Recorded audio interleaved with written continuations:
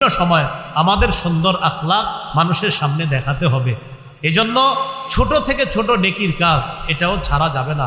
আপনি একজনকে চা পান করাইতেছেন, এই চা পান করানোর সময় তার সামনে বসলেন, আর চা পান করানোর সময় আপনার চেহারাটা একটু হাস্যোজ্জ্বল রাখলেন, সুন্দর একটা অবয়ব আপনি প্রকাশ করলেন, আর বুঝাইলেন তাকে আপনি অনেক মহব্বত করতেছেন। রসুলের হাদিস প্রমাণ করে এই ছোট্ট আমলটা, চা পান করাইলেন আর তার দিকে একটু সুন্দর হাসি মাখা মুখে তাকাইলেন, হতে পারে এটা আপনাকে জান্নাতে নিয়ে যাবে। আমি আপনাদের এলাকা দিয়ে গাড়ি দিয়ে যাইতেছি, এলাকার 2-3 জন চিনে ফেলে আমার গাড়ির পাশ থেকে বললেন, আসসালামু আলাইকুম হুজুর, ভালো আছেন?